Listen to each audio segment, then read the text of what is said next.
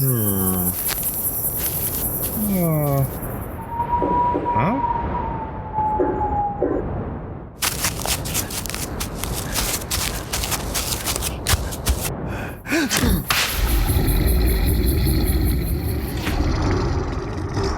You're listening to Cryptid Clues, featuring your hosts, Taylor Field and Reuben Olson.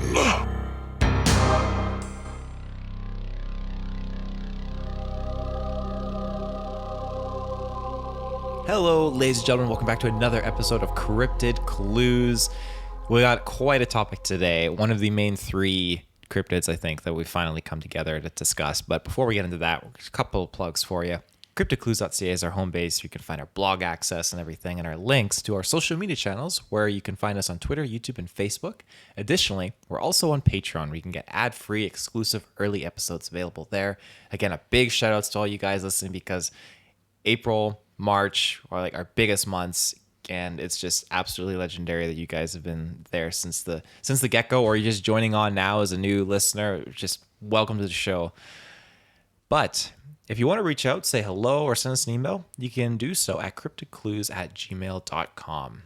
And without further ado, Reuben, I forgot to introduce you. I'm such a I'm bad left host. alone over here. Oh, so sad. Oh my goodness, I'm such a horrible host. Reuben, so like how you doing today? I'm good. I'm a lonely little Bigfoot sitting in the corner right now, left and forgotten. I'm a horrible, horrible host. I'm just so used to just the Friday campfire clues episodes I do. I just like send it. I just do my whole plugs. Oh my goodness, I'm so That's what ashamed I of get myself. for only doing Monday episodes with you. I'm so That's ashamed when we of release myself. these ones, right? Yeah. Oh my goodness, I'm not gonna be able to sleep tonight because of that. That's it. No sleep. You can't sleep at all. You forgot to introduce Reuben. Oh no. Exactly. I mean, another thing that's not going to give me any sleep is the Gugwe, which is what we're talking about tonight. And I'm curious, have you heard of this cryptid? And if so, what is your experience with this thing? The only time I've heard the Gugwe was basically just in a Bigfoot topic, and I assumed it was just another name for a Sasquatch, essentially. You're basically right. The Gugwe is classified as another form of Bigfoot, I think primarily from what I could find. And again, it's located primarily, again, in North America. So we're dealing with the same kind of terrain and landscape that Bigfoots reside in. So it's often attributed to being a Bigfoot-like creature, but with that long protruding snout. And they have reportedly been extremely aggressive, with sightings dating back to the 1900s. It's also worth noting that the Gugwe has other names, such as Face Eaters and the Bear Man. Face Eaters is a terrifying name. Yes. That is probably the most terrifying Sasquatch name I have ever heard. Yes. Again, these ones are prominently known as being the most aggressive compared to your regular Bigfoot Sasquatch. So How did you say we tell the difference between them? They have like a snout or something? the snout, yes, it's just much more protruding. Aside from that, though, I mean, they're very similar to a Sasquatch. Gugways are around the same size, averaging about 8 to 10 feet tall. And in terms of their build, they look similar and share similar hair colors. But the most significant difference, again, is that the fact that they have this protruding snout. It's sort of like a baboon's, but for a mental image, let's say like an ape with like a dog snout, so to speak. I guess you could say something more along those lines. Kind of like the difference between like a human face and a gorilla face, where the gorilla has the much larger jawline, protruding like mouth, upper lip area that's kind of curved. Yes. Yeah. I think I listed a few more examples here somewhere in my notes for reference. I'm sure I'll find them as I progress here. So the snout is filled with sharp teeth with prominent frontal canines. And the canines, again, are sharp enough to just basically rip apart its prey. These things are not known for being vegetarians either. Let's just put that out there. It's reported that some Gugwe have very long fingers or fingernails that resemble claws, essentially. And again, they're strictly carnivorous. And they have been known to stalk their prey with, I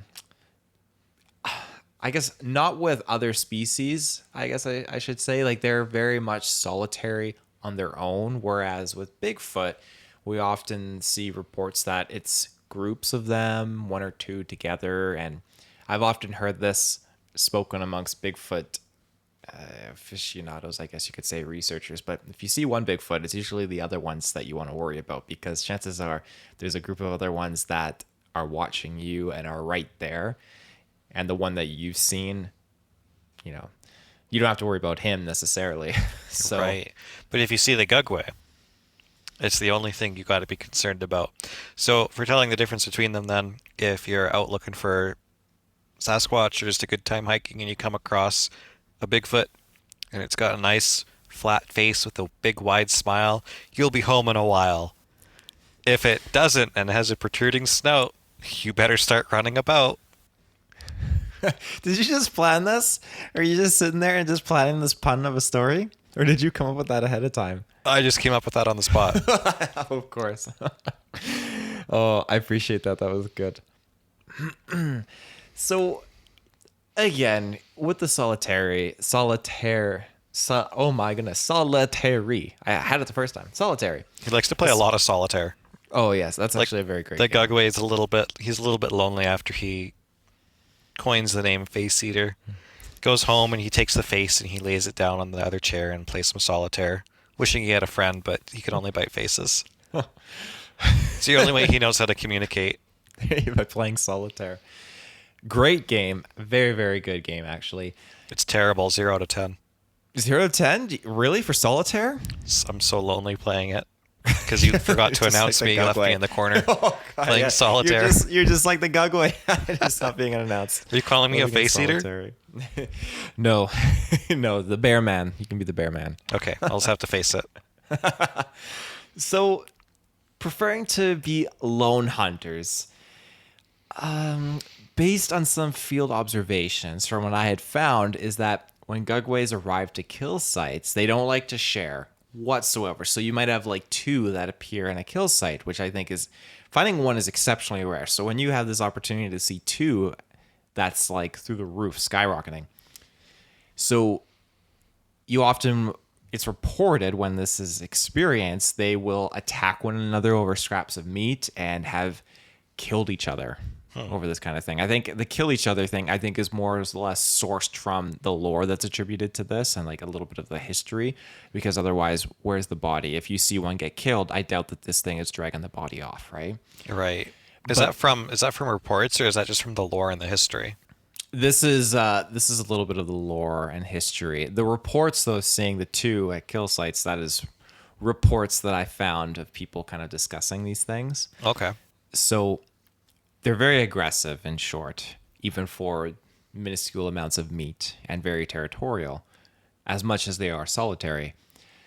Again, this species is much, much rarer than Bigfoot and Dogman. Sightings prominently reported along the Missouri River Basin, and that is an area that stretches from Montana and Louisiana to Wisconsin, Michigan, and Pennsylvania. Now, we've done so many shows so far, and so many of them always come back down to Pennsylvania and Michigan. And I'm not like trying to paint you, if you live there, paint you as a target, but you are living in a rich area of cryptid and unknown activity, it seems. Again, this happens all over the world, but... And pencils. And pencils. These two places just seem to be rich in this kind of phenomenon, I guess you could say. So there you have it. It's also worth noting, though, that some of these areas are prone to significant missing reports, and there are those who suspect that Gugwe could be responsible. Sightings have also taken place up into Canada, into areas such as Nova Scotia and Quebec, and many in British Columbia as well. That is something that I have learned recently. For the Gugwe up here? Yes. All the way Ooh. up here. So I have to be worried about Bigfoot, Dogman, and Bigfoot's friend the Gugwe. Yes, there are the three. These are like the big three is something that you could kind of resort to saying. And yeah, three main bipedal cryptids that exist. And when I was growing up, I was always all about the Bigfoot. That was my Kickstarter into this world. And then meeting you you started to teach me about the Dogman, and then we did more research into that. And now lately it's been okay, there's something that is almost like an in-between version called a Gugwe with a Yeah. snout like a Dogman and a big body of a Bigfoot. Well, there are reports of Bigfoot and Dogman hanging out together, so maybe that's how the Gugwe came about. Well, it's very, very true. I mean, I'm just you do- saying. I know it's totally a fair point. You have we have no idea without a body where they could basically cross the line on intermingling or anything like that. Is a Dogman borderline human to a degree? Like a Bigfoot is reportedly borderline human to a degree with some of its genetics. There's so many questions and what if statements to be Dive had into here. dive into the alien topic and just be like, oh, maybe they cross some Bigfoot and Dogman genetics together. Again, it very well could be that. It's just a whole can of worms as to what's really going on with this thing. Or very well could just be a natural living creature that resided here, and the other two are the abnormal one. I don't know. It's something that requires a lot more inside information. But you make a grand point about the alien thing. That could be a definite hand at play here for this. Native American tribes have reported encounters for ages of these things. And there was one claim that they had, and this is very similar to Bigfoot, where they would raid villages and carry people off. So again, that's something where with Bigfoot encounters, I've often always heard of these Native American reports of someone being picked up and thrown over a shoulder and taken out into the woods. And whatever the intentions are with a Bigfoot and this individual, there's so many different interpretations and stories of those accounts that don't always seem sinister. It just seems like I want you as a captive kind of thing, just Yeah. to be around. But Gugwe, from what I had learned, it seems much more that it's as consumption. You are going to be my food source. So Oh, that's so terrifying. I can't imagine like going back to some of those stories where Bigfoot's abducting people. There's a rather famous one that you and I know of where a man is in his sleeping bag and he gets picked up and thrown over the shoulder of a Bigfoot. And he wakes up and he ends up living with them for a few days before he escapes by feeding it some tobacco. But he was basically like their pet. Like there's like a little one, there's a mom, all this stuff going on. Can you imagine being abducted by a Bigfoot? You roll over in your sleeping bag and you know of the Gugwe as well, and you look at this Bigfoot and it has a snout and fangs. That sinking It's- feeling of I might live through this instantly turns to I'm not gonna live through this. Oh, Just yeah, like this ad break. Welcome back. Oh, that was again smooth. You got me. I should know. I should look at this timer we have. I know where we're clocking them in at, but it goes over my head.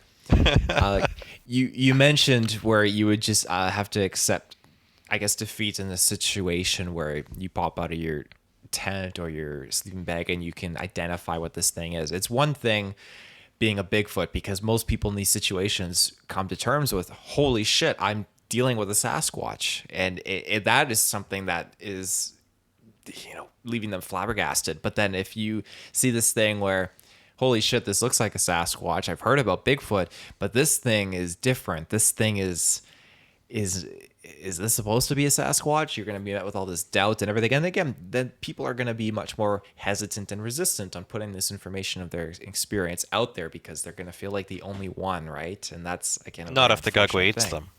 That's true. Yeah, then there's no witness or anything like that to live to tell the tale. Yeah, and you said there's those lots of missing persons in the areas where the Gugwe are, eh? Yes, it's reported that Gugwe could be responsible for specific missing persons cases, but there's no actual evidence or proof to justify that assumption and that claim. So, nonetheless, those areas are definitely prone. National parks, all the usual culprits that form a perfect area for someone to go missing, basically. So, yes, where was I in my notes? Zoom for food. Did you have anything you wanted to throw down on that? Not particularly. Some of these areas that you've mentioned, are any of them in like national parks and stuff that you know of? The areas that I was looking for specifically, they were in some national parks, but I didn't write down what the names were of them. I should have. Usually I'm pretty good about that. Yeah, I'd be interested in just kind of keeping track of like Gugwe reports and stuff if anything comes up soon. I want to see if it's taking place in a park or if it's taking place somewhere totally random, and then if like the government just buys the land all of a sudden. There's some little signs that I've started looking out for Bigfoot.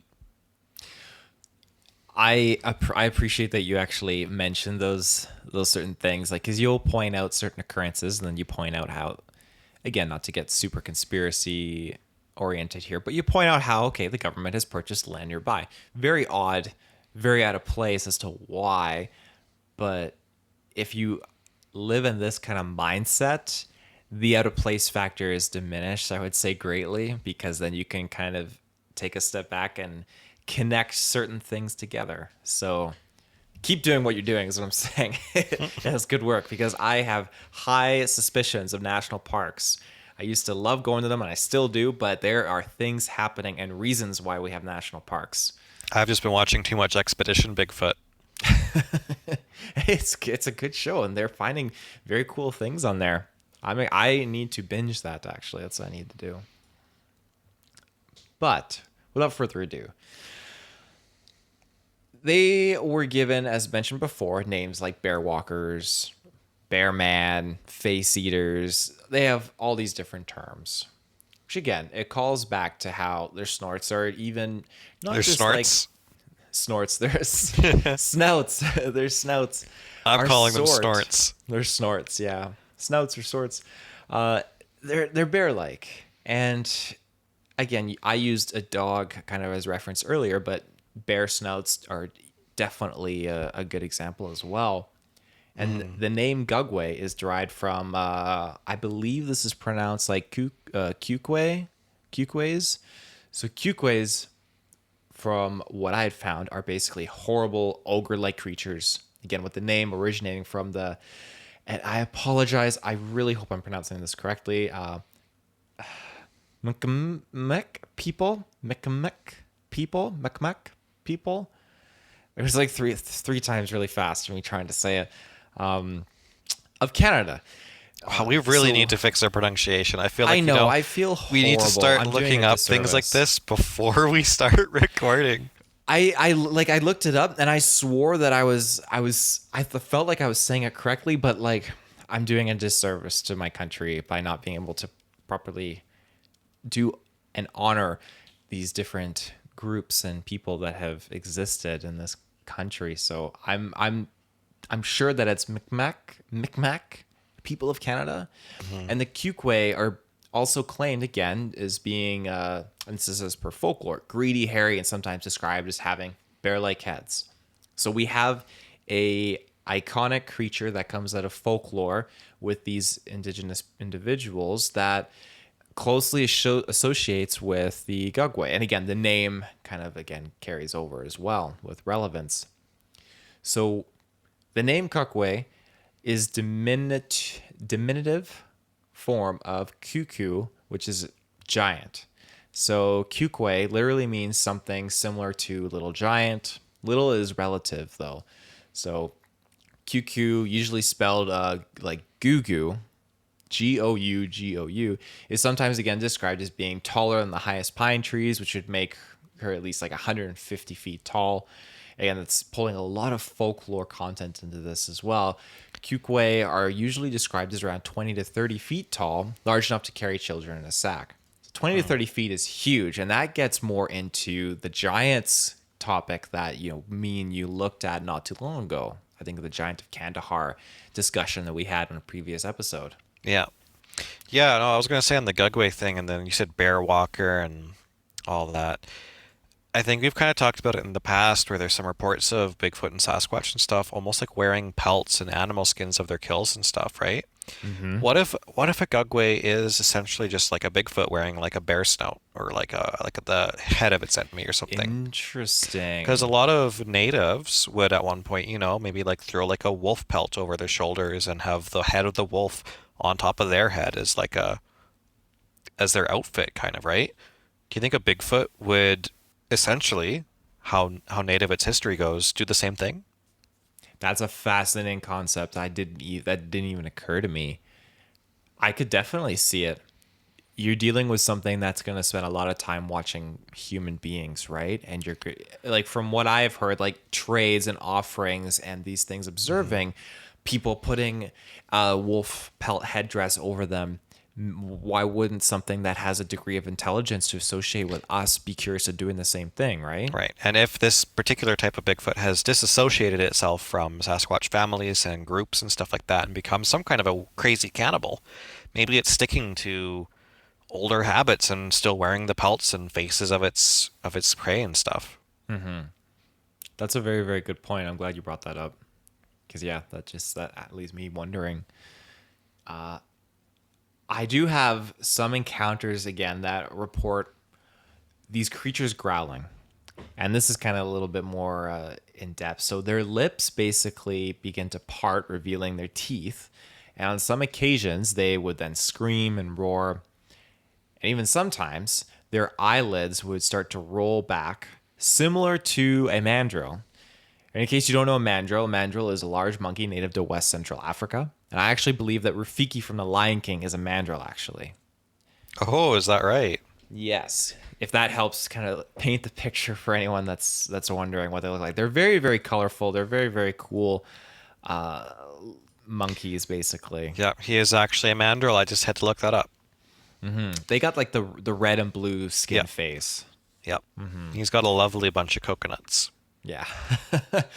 So a lot of rumor and folklore comes out in regards to these things, and more often than not, how they eat their prey alive and are merciless when it comes to killing, and they would like bite, scratch, crushing, and throwing their prey around. And Gugways, also known again by their nickname face eaters, and part of how these creatures have a tendency to eat the faces of their prey, being the few, if not only consumed body part that remains consistent across victims. Again, this is more so of a folklore aspect that's pulled in here, because if there were actual victims dying out in these national parks with their faces ripped off, I think that would... You think we'd see something about that for sure. Exactly. Unless we're going to go back to the government conspiracy theories and have national parks and stuff being made, land being bought, bodies being hid. If they find a body with a face ripped off, they're probably not going to tell anyone about it.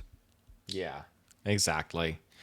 Like I mentioned previously, they're solitary, self-isolated, incredibly elusive creatures, with the exception of breeding.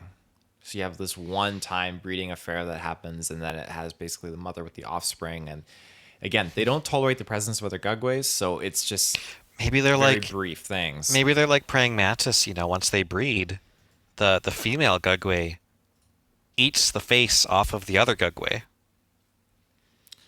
I mean, heck, it very well could be.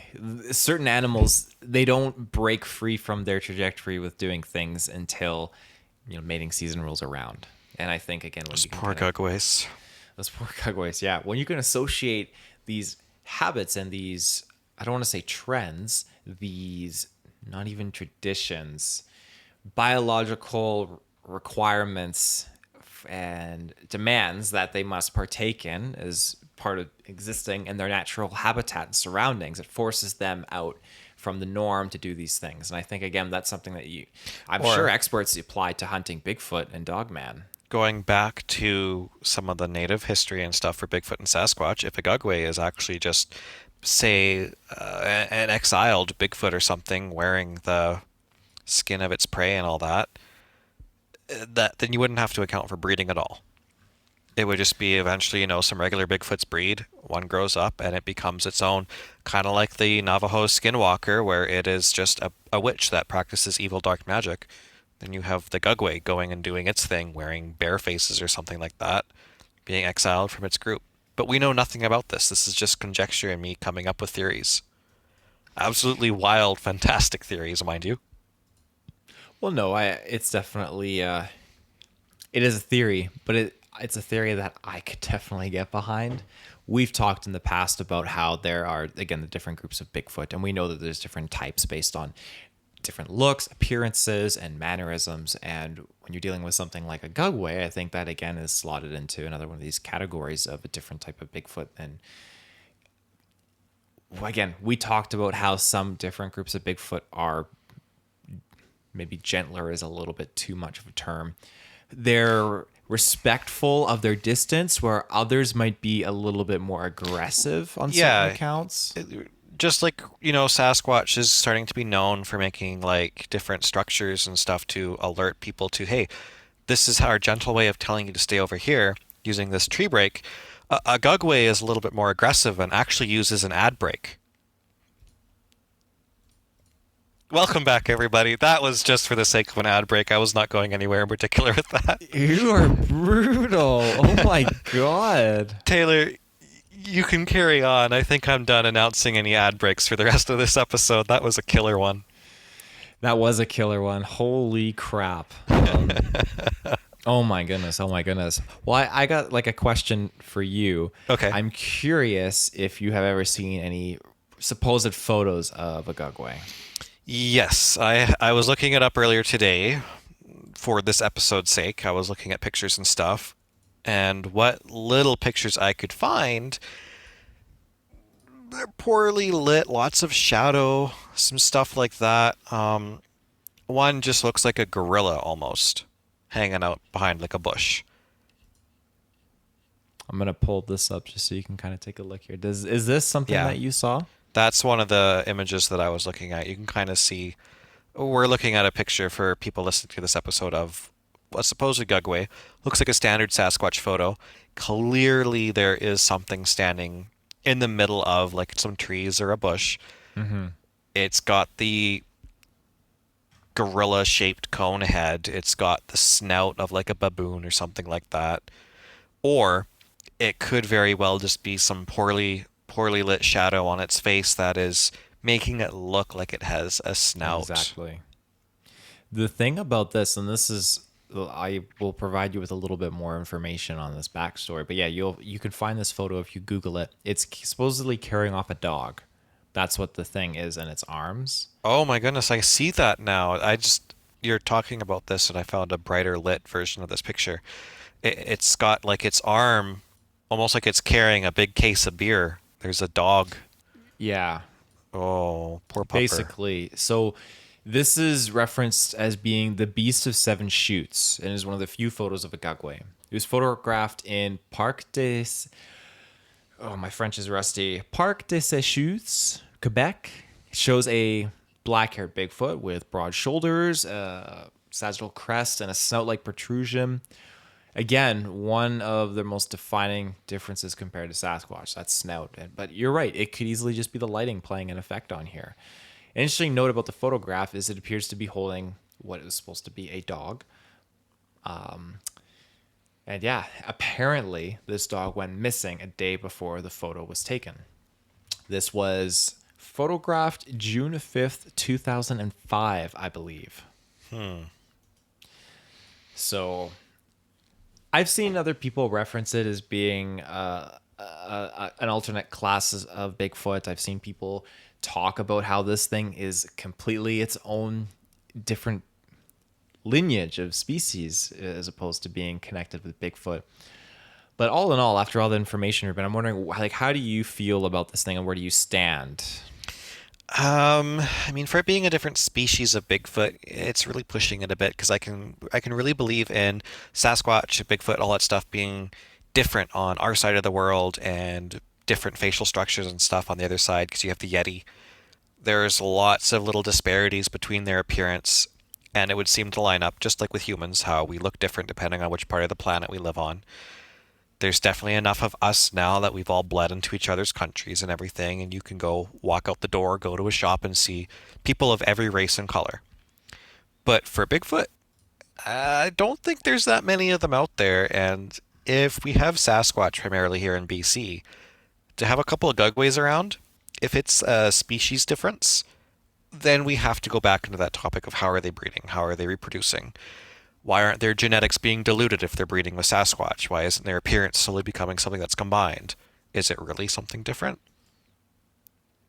So you would be opposed to then, let's say, is our continent big enough for four bipedal species? Yeah, no, it's definitely big enough. I believe in enough already. I'm trying to come up with too many fantastic theories about why the Gugwe is the way it is, or if it's just misidentified Bigfoot.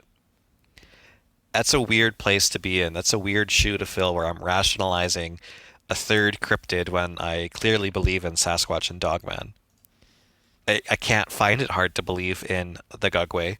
I'm just trying to think of ways that make sense to me, but we'll never really know until this kind of stuff is brought to light and Sasquatch is commonplace. Eventually, one day we might have Bigfoots and Gugways and stuff working in Subway serving you a sandwich because they want to make some money. Let me ask you this. If someone hunter goes out, finds a Gugwe body, brings it back, does this confirm Bigfoot and Dogman existence for you, or does this just is this just the one for you? I would say it confirms something. It's definitely a new creature in and of itself when it's discovered. Doesn't necessarily mean it isn't Bigfoot or Sasquatch. It's just if they particularly bring in a Gugwe and it has those unique features to its face, I guess I'd be more inclined to believe that it would be its own thing because we have Patty and everything too. Right. Clearly defined Bigfoot photographs and videos. We know what Sasquatch looks like, but if Gugwe is discovered and has a snout, just looks a little bit different, well, it has to be something. Or if they pull in a Gugwe body and go, hey, it's wearing a bear pelt, and they peel back its face and find a Bigfoot underneath. My wild theory is proven correct, and I hope someone has a few $1 million to give me for being right. There you go. I guess in closing for me, I think that when most people are out in the bush and they encounter the roars, the whistling, the howling, and the different, maybe even the most common tropes of a Bigfoot encounter, and how many of these people are going to actually stick around and actually see this thing? If they do see it, they might see from a distance or far away. Well, what I'm getting at is I think that there might be a lot more Gugwe sightings than people actually realize. People's primary instinct when they encounter Bigfoot is to think, oh my God, yeah, like I mentioned earlier, it's a Bigfoot. That's what I'm looking at. And that's all totally fair. But if depending on the situation, it very well could be a Gugwe. And I guess that's all I'm saying. No, I think a lot of misidentification happens. That makes a lot of sense because you think of Sasquatch and Bigfoot encounters and stuff and how oftentimes you don't get to see the entire body. People don't actually see it, they just hear it. I guess if we're to look at Gugwe as its own thing but just behaves and is basically a subspecies of Sasquatch, it kind of opens my mind up a little bit to the idea of there being a third species if we're assuming that half the Bigfoot reports are Gugwe. Yeah, and it's a big if. It's a very big if. Again, You had to blow my wild theory out of the water there. Oh, man. No, I'm not sure. Definitely not trying to. You gotta, I guess it all comes down to where people really stand on what they saw and how much detail they can provide in their experiences and encounters. And yeah, someday we'll have a collective archive of this, like you and me, and we'll be able to figure out what's going on. It'll be better than the government's collective archive of these things. Yeah, so long as you don't leave me in the corner again and forget to introduce me. Oh my God, it's going to haunt me. It's going to absolutely sit uncomfortably in my brain for the next year. Yeah, well, I've got a game of solitaire to finish, Taylor. Let me know if you win or if you manage to beat the Gugwe's time of completion. That's all I got, though, for my notes for the Gugwe for this week's episode. Is there anything else you wanted to add, Reuben, before we send it out? I don't actually know how to play solitaire, I'll admit. Do you really not know how to play? No. Oh my gosh. It's very simple. You basically just got to get all of the suits basically from 1 up to their highest point. So See, highest card. I used to open solitaire on older computers and stuff, and I would click it, never knowing how to play it. And I would just keep clicking, and sometimes things would happen, and sometimes things wouldn't, and then I'd close it, and I'd play 3D pinball instead. 3D pinball is good. So you never saw the solitaire end result when you would win? No. The 52 pickup on your screen? Oh, you should just pull up a YouTube video of what happens. It's fantastic. It just totally destroys your Windows screen. Really? Mm-hmm. I'm not gonna tell you. You gotta Google it. I'm just flabbergasted, but yeah. That's a pretty good magic trick. Cards come flying out of the screen. Yeah, it's a yeah, it's a very good trick. Well, ladies and gentlemen, thank you again for tuning into this episode of Cryptid Clues. We'll be back soon. Remember, every Monday and every Friday has every new episode. And you can find, again, those episodes at CryptidClues.ca is our website with our blog access. You can find us on our social media channels, Twitter, YouTube, and Facebook. And you can find us on Patreon for those ad-free, exclusive, early episodes. Patreon.com/CryptidClues. If you want to support us, help us, talk about us to your friends, make fun of us, we don't care. Yeah, just interact with us in any shape or form, and it helps us out, really. So yeah, I feel like I'm searching for Sasquatch right now. Doing some wood knocks, trying to attract some fans, but nobody's subbing to our Patreon. No Patreon subs have been like boosting yet, but we've had a lot of new followers on YouTube and some of our social media channels, and huge shout outs to you guys interacting. Like, yeah, again, I love everybody listening, no matter where they're listening to us from. I don't mean to sound greedy at all. I would not recommend people do one particular thing over the other if they enjoy listening to us. Yeah, for sure. But I mean, it's definitely it's no deterrent for us to keep adding more content to Patreon. We're going to be adding more physical merch in there as well for you guys. Again, we got the stickers, we got the postcards in there too, which is pretty cool. But yeah, we're just trying to amp up everything. So no matter what and whichever platform you're listening on, you have something awesome that you can listen to, and it's a good conversation to come out of it. So that's our goal for the show. And again, if you have any questions, you can send us an email, cryptidclues@gmail.com, and yeah, that does it. Alrighty, everybody. Bye-bye.